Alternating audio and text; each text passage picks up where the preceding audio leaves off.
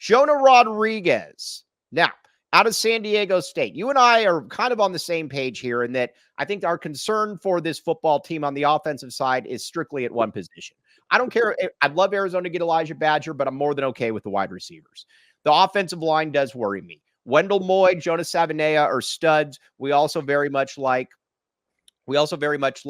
Josh Baker, Leif Magnuson. Polito's good if he's healthy, but other than that, I don't know what there is. Jonah Rodriguez is an interesting one. You get him out of San Diego State, and your guy Greg Biggins from 24/7 was very, very big on Rodriguez coming out. I'm very curious as to what the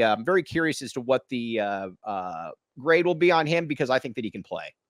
Yeah, I don't know how he did at San Diego State. He redshirted. Look, most freshman offensive line redshirt. Once in a while, you get the freak like Jonas Savanea or Wendell Moy. They don't redshirt. Most do. I like him. I remember him coming out of high school. I followed his recruitment because it involved Arizona. He's a legitimately good player. He can play tackle and guard. They're bringing him in as a tackle. It wouldn't shock me if Michael Wooten turned out to be good, and so they moved Jonah to guard. I could totally see that happening, but you're right. Like, the biggest concern I have on the offense is the offensive line depth. And even beyond depth, like that fifth spot, that's kind of with Polito, like, should Polito get hurt, who's going to back him up? So I guess you can relate that to depth overall. All right. Now, I think something that we're going to give the previous coaching staff credit for, but it's something they struck out for a little bit at the end. The one thing I got to give that previous coaching staff up in smelly, rainy Seattle is they did generally a pretty good job of evaluating under the radar players and developing them. By the way, happy birthday shout out to Kobe Thiel, the man. We appreciate Kobe Thiel very, very much. But with on the offensive line, Jonas Savanea was a 3-star kid. He probably should have, in hindsight, should have been a 5-star kid. That was awesome eval by Arizona. Wendell Moy probably should have been a 4-star, was a 2-star. Awesome eval. Totally get it. But some of the other kids that I think they were hoping would fit into that realm just really haven't been that. Tylen Gonzalez ain't that dude. I'd love to be wrong on that. Elijah Payne, not that dude.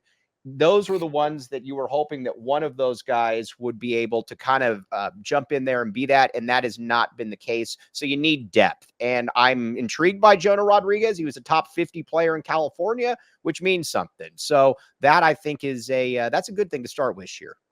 Yeah, I mean, the reason that Arizona is in this position is, look, like you mentioned, great hits on Moy, Savanea, but a lot of misses, right? Tylen, Elijah, you can go back, and there's just been misses throughout the years.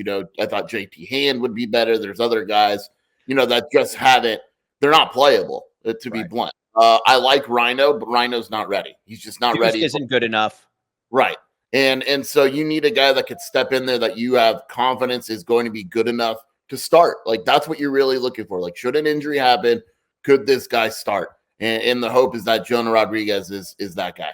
All right, so let's look at this O-line. We're going to get to a lot of recruiting here because we've got a lot to talk about. So here's what you know. We got Big Jonah at we got Big Jonah at left tackle. That's where he's going to play. He's going to be at left tackle.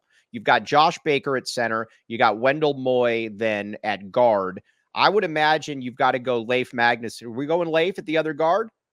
Unless one of these guys takes it from him, yeah. For sure. I love Leif. I'm fine with Leif. Those are the four, but then after that, I got some real concerns about that other tackle position. Obviously, I think you want it to be Raymond Polito, but he's always hurt. So if he's always hurt, then next man up, you're hoping that it's probably Jonah Rodriguez. Yeah. I mean, you're basically saying if Polito gets hurt, you're saying, okay, we got a competition between Rhino, Jonah, and Wooten, right? Mm-hmm. And Jonah, to me, would have the leg up. Wooten is very intriguing. He was another solid prospect out of high school, but he hasn't played because of injuries. So you relying on a guy that gets injured, to replace a guy that gets injured is a little tough. So for me, Jonah would ideally be the next man up. All right, dude. Taylor Ostin said, yeah, with Deuced, I'll believe it when I see it. Yeah. I have not seen anything that leads me to believe that he is going to be what the previous coaching staff thought he would be. So again, on the offensive line, that's where we're at. With the quarterback, as long as Noah doesn't get hurt, fine with that. Running backs, that'll get all figured out. Maybe an old name will be coming back. And then not Jonah Coleman, so don't start there. Now, Wide receivers, totally fine with it. And the tight ends, I have more than enough confidence that some of those tight ends will emerge at some point. So that is what we need to. We're going to focus on the offensive line. That is the timestamp right there. By the way, fake toe tree, I believe, is Eric Ruby. I have no inside information on this, but I believe that it might absolutely no chance I would pretend to be Anthony Totri. No chance. I don't know about this. Look how much more vigor Eric Ruby brings to the chat than Jacob Franklin. Jacob Franklin's always like, oh, fine. Jacob's always very angry at us. Jacob is very upset. But Eric Ruby comes in with a fresh pep in his step. We very much like that. Okay, now, can we talk about the corner transfer from A&M for a second? Completely forgot about him. What should I know, Skier? The corner transfer. Oh, Marcus Killebrew? Yeah. Louisville A&M. So this one is actually pretty crazy. He had a hernia, basically, that no other school could find, and Arizona found. And he was like, seriously, he was like, I told these other schools I was in pain, and they basically said I was making it up. So he missed the entire spring because he had a freaking surgery. They think he's going to be good. Like, he was a 4-star prospect.